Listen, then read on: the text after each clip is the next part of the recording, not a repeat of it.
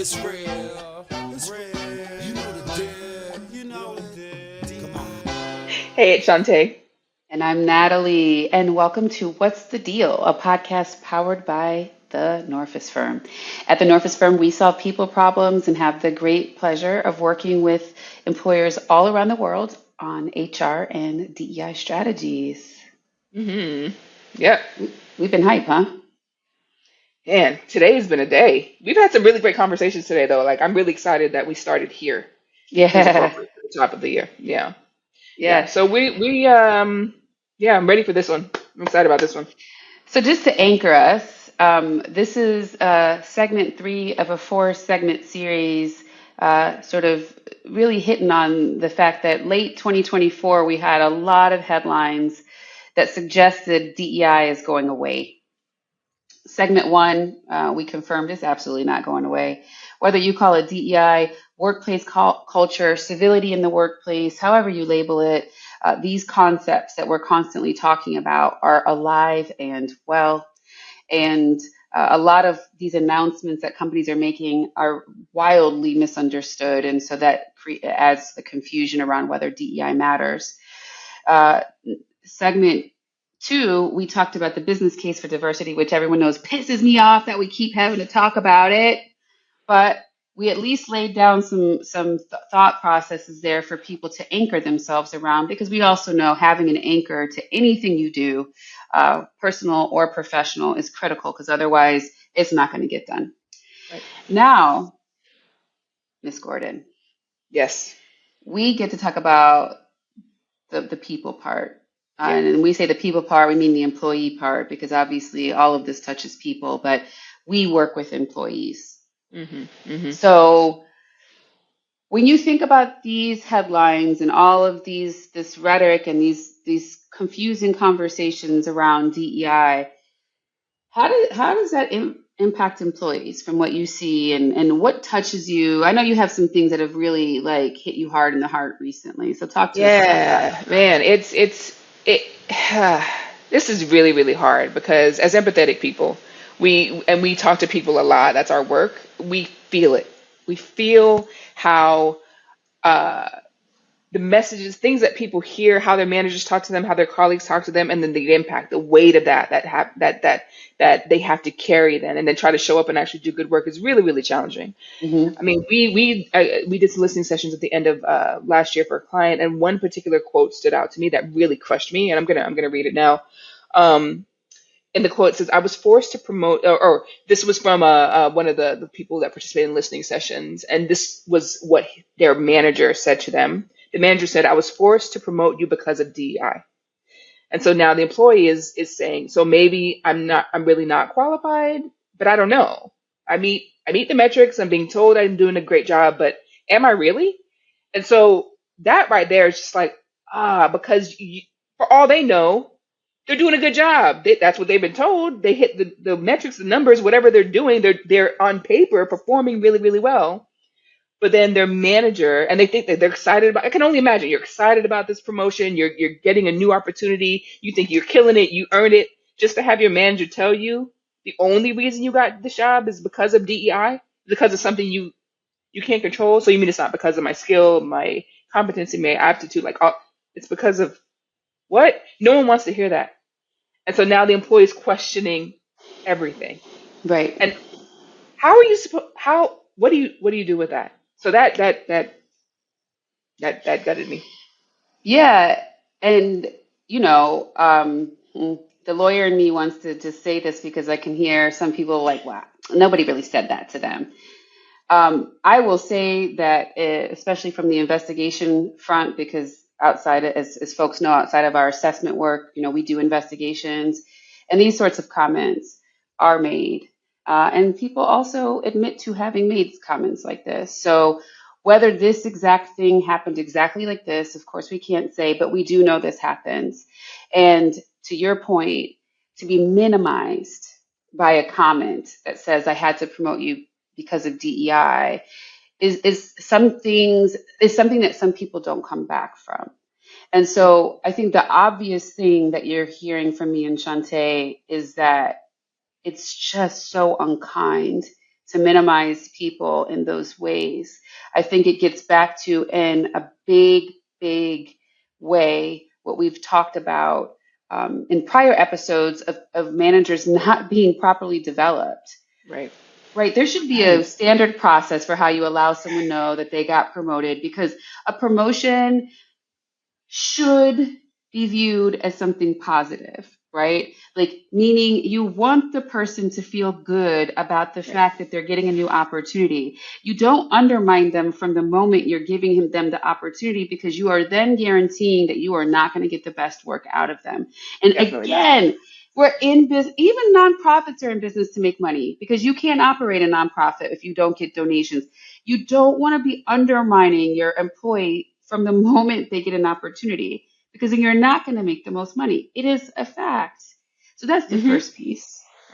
But how do we even, so like that's number one. But how do we even, outside of the fact that folks are not trained, how do we even get to the point where managers are talking to people this way? Again, this one was hard, but we were just talking about yesterday in one of the investigations that a leader's way of trying to develop a relationship with someone he admitted to saying was, "Oh, I detect an accent." Why? So How do we get to break that? that one down. Break that one down, because I know a lot of people are going to be like, well, what's wrong with that? Tell them what's wrong with it. Is it othering? Is that what's wrong with it? I just had to take a breath because, the fact that I have to do this. You have to You're do this. right. No, but you got to do it. You got to do it. What difference does it make if someone has an accent? Right? What does that mean? They may think you have an accent because you don't speak like them. What are you trying to signal when you say to someone, "I detect you have an accent"? And it just so happens that the person to whom this man made the comment, first language is Spanish, right? So you hear something that's not what you're normally hearing, and you decide to call that out. Why? You're trying to get to know someone. Y'all, if y'all have a smartphone, which most people do, or you work at a job and you have a computer, you can go and Google ice-breaking questions if you don't have a skill set for how to get to know someone. But if you're starting off a relationship pointing out something that is different to you, not to them and not to other people, you're starting off on the wrong foot. You're creating doubt, mistrust, because it'd be like, why are you focusing on that? What does that have to do with anything? What is the way I sound like when I talk? What does that have to do with anything? Nothing. Right. It has nothing to do with anything. It's like, because can you understand me? Where she's from, she sounds normal. Right. And so it's like, what are you talking about? So it's that piece of people not having enough sense intuitively to understand how to relationship build, which is why you need training and behavioral standards of what you do and don't accept in a workplace, so that people aren't out here raw dogging life and how they talk to people. But oh my God, Natalie, you are asking so much of people in this way. Like, what do you mean I have to now figure out? I can't ask these questions. Like, how am I supposed to, how do I connect with people? How am I supposed to engage with people? You're asking too much, Natalie. I've been dealing with this my entire career. Because I've been doing harassment and discrimination training for like 20 years, right? And then when I come up there and I say this is not that, and they're like, oh, but it used to be, and people are so sensitive, and blah, blah, blah, blah, blah. And why can't I used to be able to ask that, and blah, blah, blah. Times change. You don't still use a typewriter. So why continue to use terms or things that people are not comfortable with? Move on. We know. I overhear one of my favorite books in here is my Merriam-Webster unabridged dictionary. That thing is filled with a lot of words. That means there's a lot of other things you can talk about. And like I said, go to the internet. What are good icebreaker questions? There's a million different ways.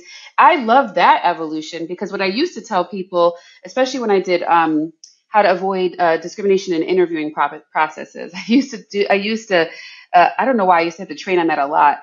And I always say, the question I hate the most that people use is, tell me about yourself. What do you want to know? That I am a mother, I'm from Cleveland. What does that mean?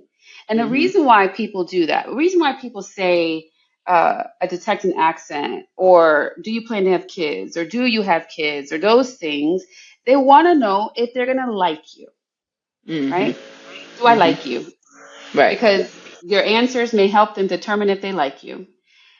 And I said, you can figure out if you like that person by asking them job related questions, right? If you ask them how they do the work, you can Yeah. find body language. Do they inject humor, right? You can still get at whether you like them without offending them and without jumping on top of all these things that are not actually relevant to if they can do the job, right? Mm-hmm. So saying to this woman, I detect an accent, does not have anything to do with her job qualifications. And Mm-hmm. this is work. Mm-hmm. Sure, we might want to develop nice relationships at work, but it's still work. And we should be focused on whether people can do the job. So I think Mm-hmm. it's like getting all these things conflated on, like you're using your own judgment of whether you would like someone to talk about things that are out of hand. Don't come in here Right. talking about how I talk. Don't do that. Don't come in here talking about the fact that I've changed my hair multiple times. Don't come in here asking me how did I get my hair this way? Why? What does that have to do with work? Right? Mm-hmm. So I think Mm-hmm. it's Right. that piece of the othering to your term that first just to me this it's a lack of humanity. Mm. So I think it's interesting because a lot of people, this something just came up in my head. So Yeah. a lot of people don't want to do this DEI stuff because they feel like, why does that belong in the workplace? Why do I care about this? Why do I care about this? Why do I care about this? It should just be about getting in and doing the job.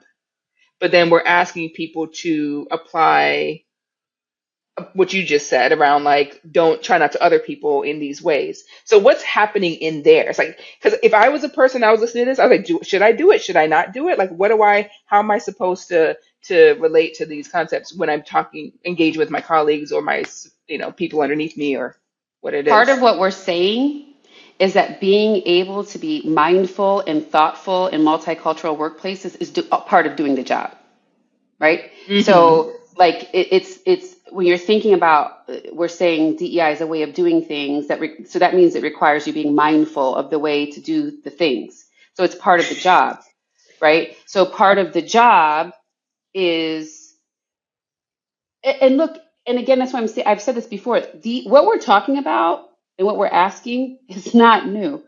So I'm thinking about this from again, especially like in the late '80s, '90s. It was like respect in the workplace, the golden rule: treat people the way you want to be treated. Now that's not that might conceptually, I think that kept us in check for some of this stuff back in the day, but that's evolved, right? Mm-hmm. Because the way I want to be treated may not be the way you want to be treated. Mm-hmm. So when we're saying we're making that subtle shift in thinking, it's what does it take for us to work harmoniously in this workplace? Because that harmony is what we need to develop the best ideas and to deliver results. And so now it's like I need to be mindful of what might make sense to other people. Now, you may develop a relationship with someone you work with where it would be okay to say, oh, where's your accent from? But you have to build that trust in the first place.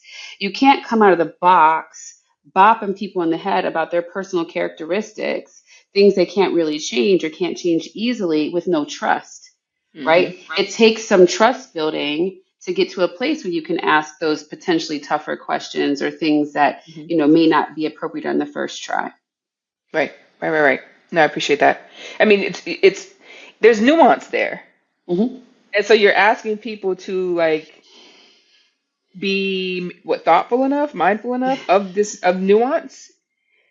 Oh no, sometimes it can be tough, especially if you put these in the hands of people who have not gotten the proper training. Because our managers being developed nowadays in order to be more inclusive in terms of how they manage a lead. No. Now, we So cannot solve all of this in this episode, but I will just say this to you all. You have the internet. Most people, if you're listening to us, you absolutely have the you internet, definitely right? have it. So, I Yeah. mean, if you could hear my voice, you have the internet.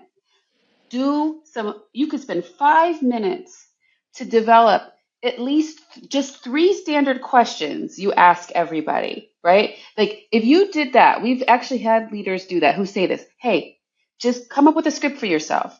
3 questions that you ask a person when you first are meeting them to try to get to know them or try to set a tone. That by itself will have a huge impact, right? Because Mm-hmm. these become a habit, right? And it helps you to just learn a person.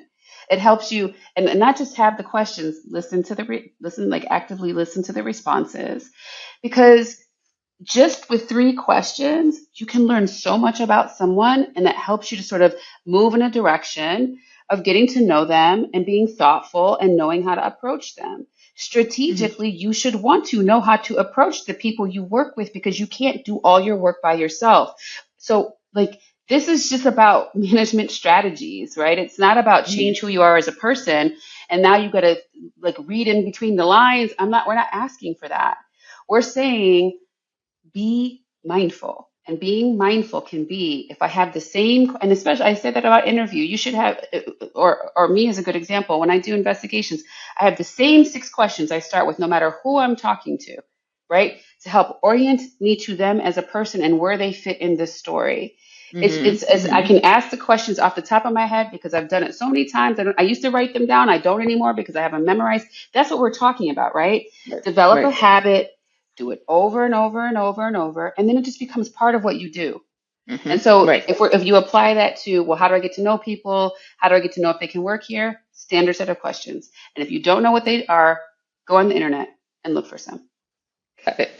So I appreciate that because we were talking about I mean, clearly we see the impact of that is that Yeah. it creates fissures, right? Like people can't connect. They can't, they, now I don't trust you. And that's a big Mm-hmm. thing, in the workplace, right? And so we started this talking about the impact on the employee in terms of what's happening with this whole anti-DEI wave and everything like that. And I think we just need to really talk about some of the, the hidden costs that come into that. We Mm-hmm. started the segment around this person gets this feedback and what do we do with that? There are other things that happen other than the emotional labor and burden that person now has to carry. There are other real like business implications for when employees are impacted by this kind of like Mm-hmm. sway. I mean, just to start, I mean, I'm looking at my notes here. We have like just, you know, people are going to remove themselves from your organization. So we talk about it all the time. There is turnover costs are real.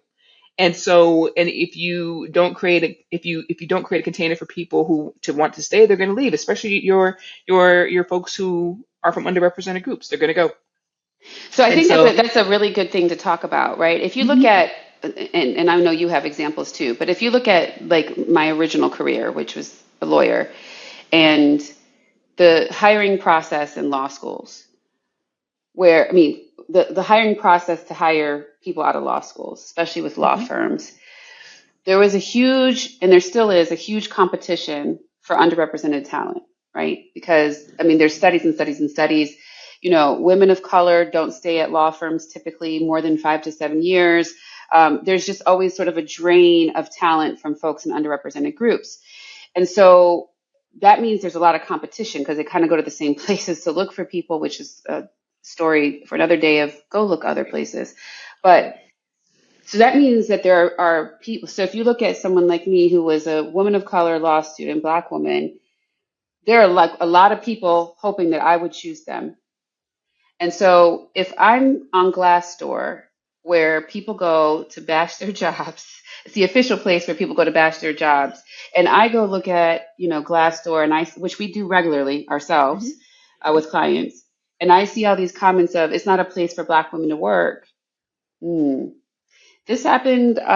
This happened. I was looking at a dating site actually, and it was like, oh, it was supposed to be like one of these dating sites that was like somehow better. And I went and read the reviews, and there was like black woman after black woman. It's not for black women. It's not for black women. And I didn't buy that because I was like, well, I nope, don't want to.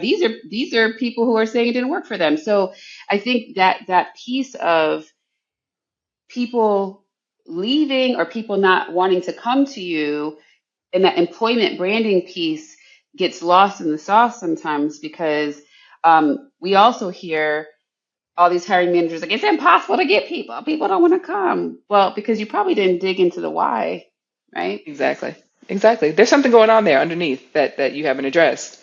And I think it also, so you're thinking about people who are entering or exiting within an organization, but it also has an impact on how people move within an organization. Like obviously, you know, if you don't have a stance on we are looking for the best talent across all the, you're nervous. You don't know if you should even go for that because you don't even know what you're dealing with. And then sometimes getting into certain positions within an organization can be hostile. You might not want to deal with it, right? Like you might want to deal with the stress of being the only or being one of very few. And so you're like, I'm good. I make good money here. We just going to coast, which leads Mm-hmm. to again that quiet quitting phenomena or some other different like people are like, nah, I don't actually don't want to contribute all that much to this organization because they play too much and they're not really invested in the way that they need to be in order for me to want to perform.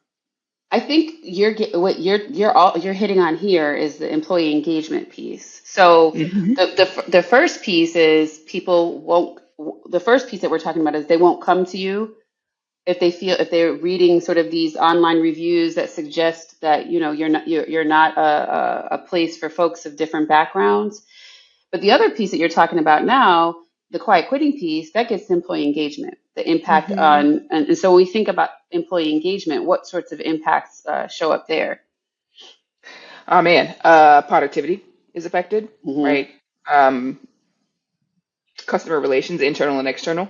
Like you don't have the level of care that you want, or you as an employer you would want your employees to have. You don't care for what? Why? You don't care about me. So, and it's valid. Like you can't deny that. And then obviously, product development, innovation. You don't get uh, the best of people's brilliance when they don't feel valued, because it comes down to being valued. How am I being cared for and valued in this organization?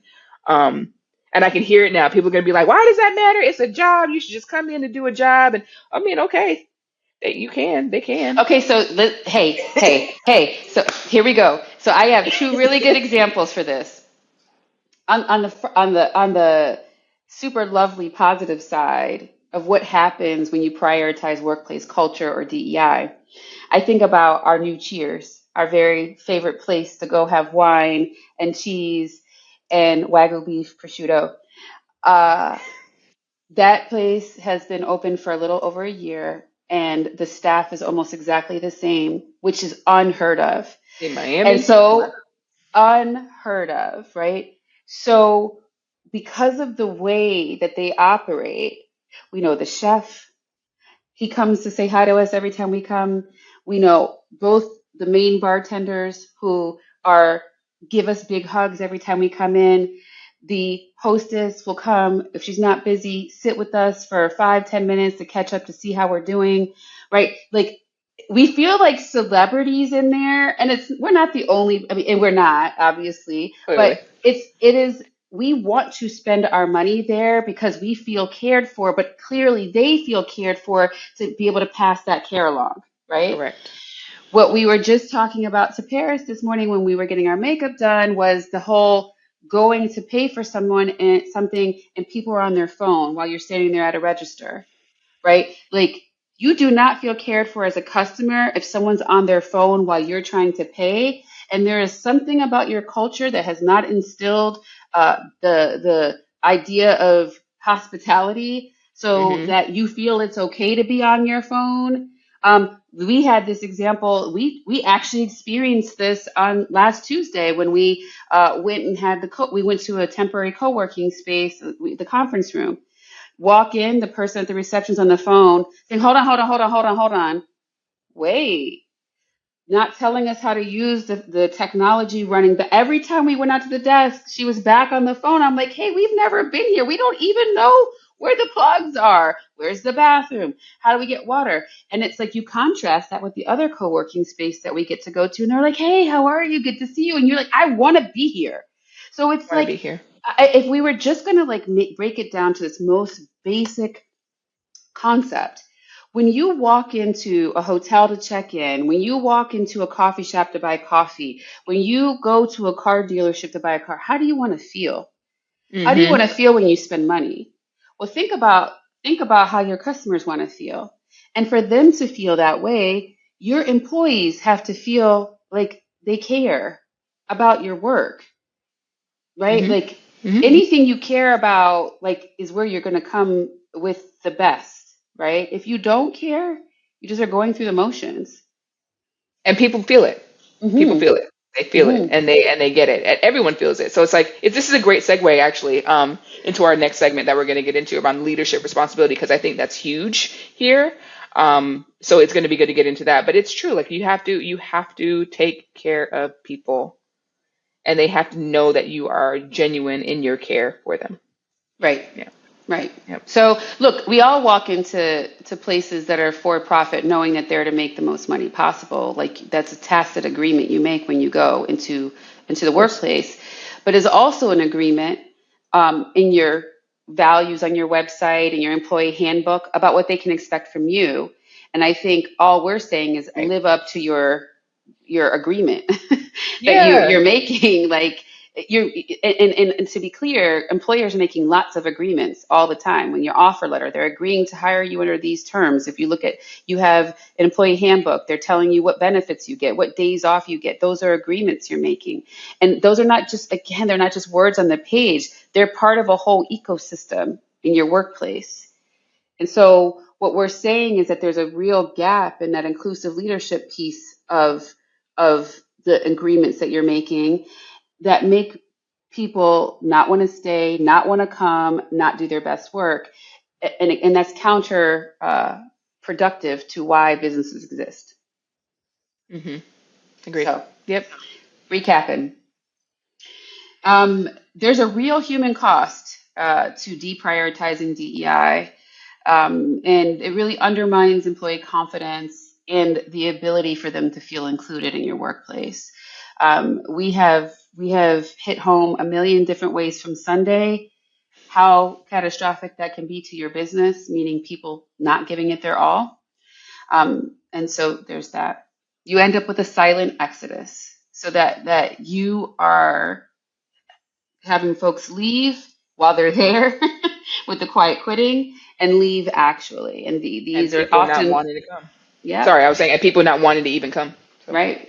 So Hmm. this is sort of like if we're looking for top talent, which every single business we talk to says they are, it's being thoughtful of that threat. And then again, employee engagement and business suffers. Engagement, as a reminder, is not about employee satisfaction. It's about their commitment. It's about the grit. It's about whether they are in it to win it with you. How much effort are they going to put into their work? So the lower your employee engagement, the lower or the worse sort of results that you're going to get. All right. So the last piece is it wouldn't be us if we weren't figuring out, well, how do you attack this, right? Again, there's a lot of confusion that we're trying to sort of bring clarity to, and Shantae is going to walk us through a really cool framework in our next segment. So Hmm. thanks for being here. We'll be back. You can find us online in all the places, thenorfisfirm.com, TikTok at What's the Deal, YouTube, leave us comments, tell us what you want to hear about, tell us what you're dealing with in the workplace. We'll see you soon. Diversity, equity, inclusion, and leadership. That's the deal when you know what you're dealing with.